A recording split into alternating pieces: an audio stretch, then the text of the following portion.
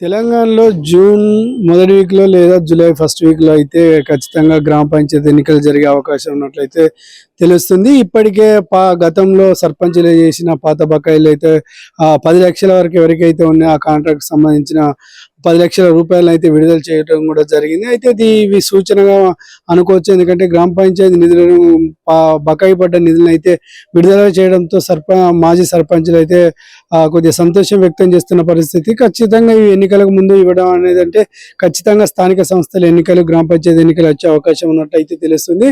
గతంలో వివిధ అభివృద్ధి పనులకు చేసిన డబ్బులు రాకపోవడంతో చాలా నిరాశ గురైన మాజీ సర్పంచులకైతే ఈ బిల్లులు రావడంతో నిన్నైతే చాలా మందికి అయితే 10,00,000 లోపు ఉన్న బిల్లులని చెల్లించడం జరుగుతుంది. అలాగే ఆ ప్రభుత్వ సంక్షేమ పథకాలను కూడా ప్రజలకు తొందరగా అందేలాగా చూడాలని అధికారులకు సీఎం రేవంత్ రెడ్డి కూడా ఆదేశాలు జారీ చేయడం మనం చూస్తున్నాం. అంటే ఇవన్నీ కారణం కూడా స్థానిక సంస్థల ఎన్నికలు వచ్చే అవకాశం ఉన్నట్లయితే తెలుస్తుంది. ఇప్పటికే గ్రామాలలో సర్పంచ్ పదవుల కోసం అయితే పలువురు పోటీ పడుతున్నట్లయితే తెలుస్తుంది.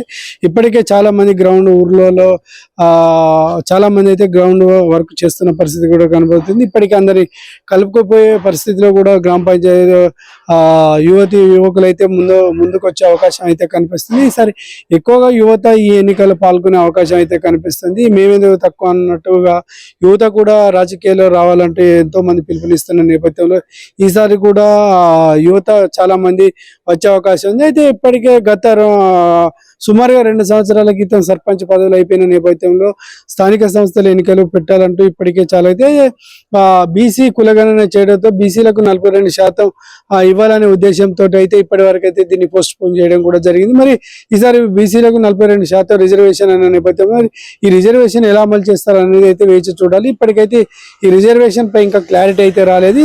ఈ స్థానిక సంస్థల్లో ఇస్తారా లేకపోతే తర్వాత ఏదైనా మరో ఎన్నికల వరకు ఇది బీసీ శాతం ఇచ్చే అవకాశం ఉందా లేదనేది తెలియదు. ఎందుకంటే బీసీకి 42% అంటూ మొన్నైతే బీసీ రిజర్వేషన్ పెట్టడం కూడా జరిగింది. ఇది వచ్చే ఎన్నికల్లో అమలు చేస్తామని కూడా చెప్పడం కూడా జరిగింది. మరి ఇది స్థానిక సంస్థల ఎన్నికలకు ఉపయోగపడుతుందా లేదా?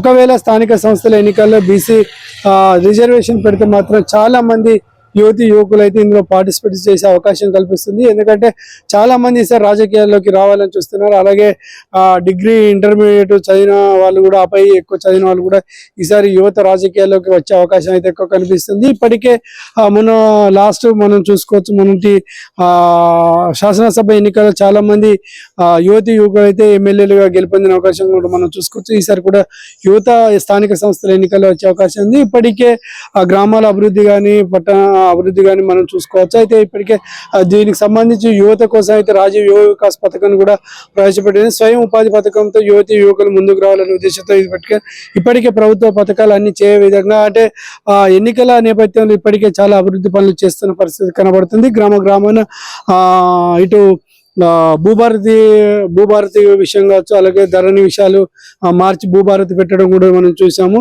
అట్లే భూ ఆధార్ కార్డు అని ఇట్లా చాలా పథకాలు తేవడం కూడా చూస్తున్నాము.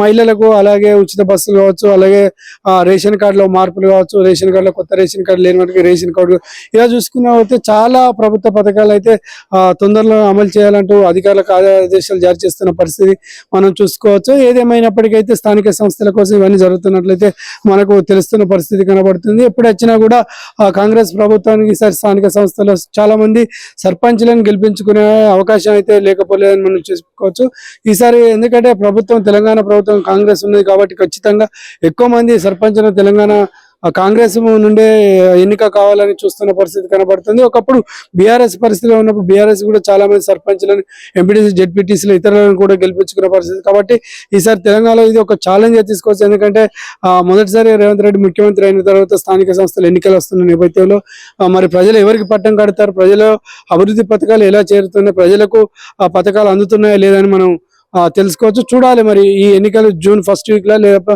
జూలై 1st వీక్ లో పెడతారు అనేది మనం చూడాల్సి ఉన్న పరిస్థితి.